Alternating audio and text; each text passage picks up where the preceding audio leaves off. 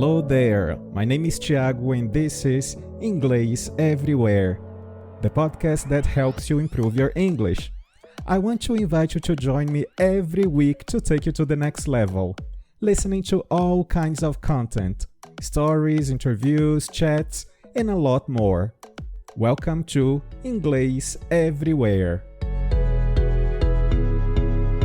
Olá, ouvintes do Inglês Everywhere, sejam bem-vindos a mais um episódio e hoje a gente vai falar um pouquinho sobre a influência do francês no inglês, no idioma inglês. E a gente vai começar falando um pouquinho sobre a história. Qual o motivo, então, que levou a gente ter hoje tantas palavras que vêm do francês? Muitas dessas palavras são, inclusive, pronunciadas de forma muito próxima ao original em francês. Eu preparei uma pesquisa para compartilhar para vocês, mas antes de eu falar um pouquinho sobre essa história, eu quero pedir para vocês seguirem então o podcast através da plataforma que vocês estão me ouvindo agora. Se você está chegando no podcast através deste episódio, não deixem de ouvir os episódios anteriores, que tem conteúdo bastante interessante e diversificado, e também não deixem de me seguir no Instagram e no Twitter, ok? Mas vamos lá então falar um pouquinho sobre essa história. Por que então que a gente tem tantas palavras do francês em inglês, inclusive um pouco da gramática do francês também existe no inglês.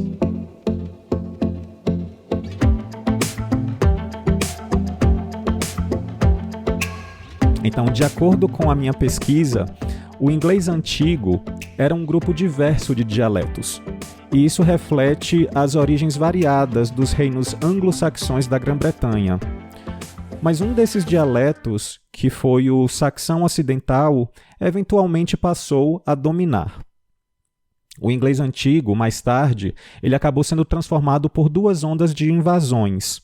O primeiro foi por falantes do ramo linguístico germânico setentrional, através de conquistas e da colonização do norte das Ilhas Britânicas, ali por volta do século 8 e 9. Já o segundo foi por falantes do normando antigo, uma língua romântica do século 11, com a conquista normanda da Inglaterra. O normando ele acabou se desenvolvendo para o anglo-normando e depois para o anglo-francês. E foi nesse momento que se introduziu uma nova gama de palavras, especialmente através dos tribunais e do governo. Com isso, acabou havendo um alargamento do léxico com palavras escandinavas e normandas, sendo que esses dois eventos também simplificaram a gramática e transformaram o inglês em uma linguagem de empréstimo, mais aberta para aceitar novas palavras de outras línguas.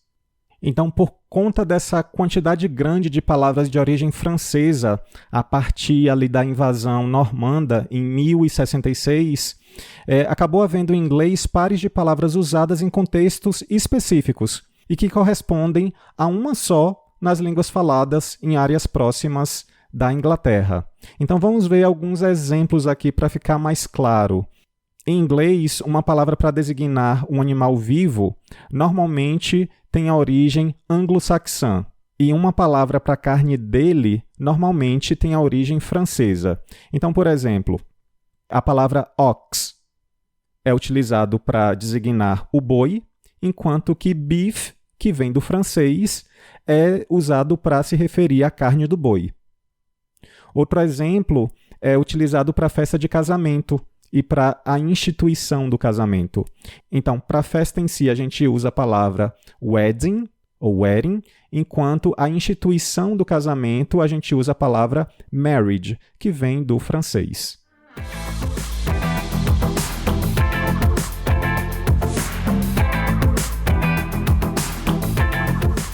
Mas agora eu vou então, nessa primeira parte deste episódio dedicado a palavras de origem francesa, eu vou trazer para vocês 10 palavras que a gente usa comumente em inglês. Vamos então a elas. A primeira é a palavra entrepreneur. Entrepreneur, que significa empreendedor. Então, um exemplo prático para vocês entenderem é o seguinte. A creative entrepreneur, he was continually dreaming up new projects. A creative entrepreneur, he was continually dreaming up new projects. A segunda palavra é utilizada para designar o sentido de golpe, como, por exemplo, um golpe militar, um golpe de Estado. E ela vem do francês coup d'état. Coup d'état. Mas você pode também utilizar a forma mais curta, que é somente coup. Coup. Por exemplo, Haiti's first elected president was deposed in a violent military coup.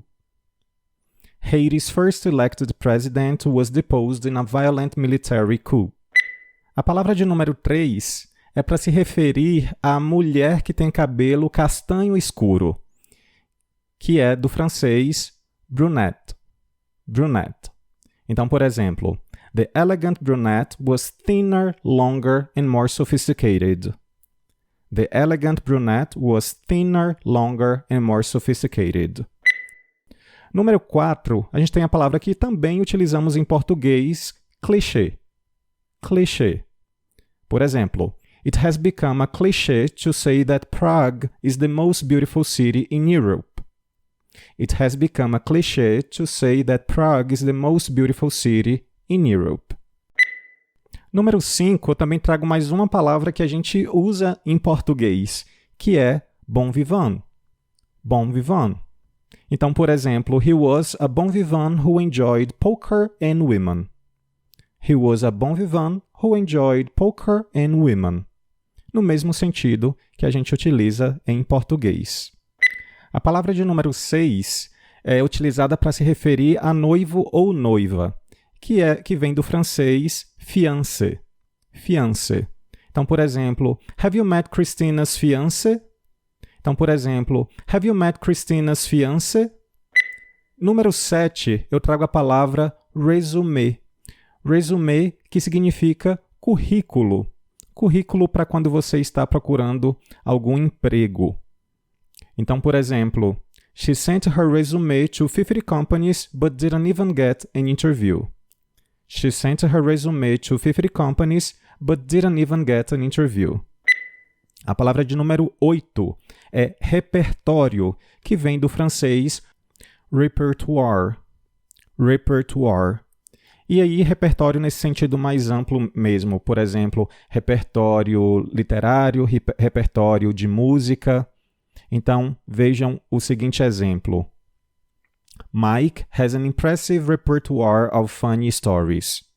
Mike has an impressive repertoire of funny stories. Nesse caso, ele tem um repertório impressionante de histórias engraçadas.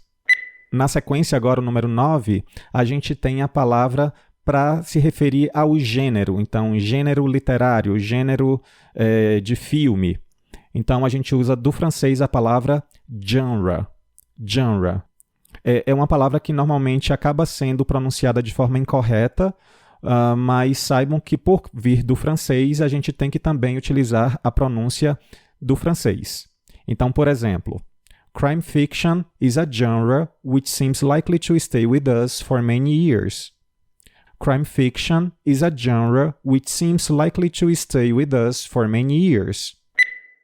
E por fim, eu já havia mencionado na introdução do episódio, eu tenho a palavra marriage. E marriage para se referir à instituição do casamento, não ao dia do casamento. Para o dia do casamento, para a cerimônia, a gente usa a palavra wedding, mas do francês a gente tem a palavra marriage. Então, por exemplo, same-sex marriages are now recognized in many countries.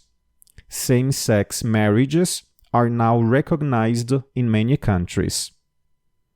Então é isso, eu trouxe aqui para vocês hoje 10 palavras de origem francesa, então vou passar rapidamente para que vocês não se esqueçam. Entrepreneur, coup d'état ou coup, brunette, cliché, bon vivant, fiancé, résumé, répertoire, genre, marriage. Então fiquem atentos que na próxima semana, possivelmente, eu libero o episódio com mais 12 palavras também de origem francesa. E aí no próximo episódio eu devo incluir mais outros exemplos para que vocês se familiarizem mais ainda com essas palavras. Até o próximo episódio. Thanks for listening. You can send me suggestions on Twitter, Instagram, or by voice message. Also, follow us on your favorite streaming platform to check out for the next episode. On ingleseverywherepodcast.wordpress.com, you can have some further information about our show episodes, including transcripts. See ya!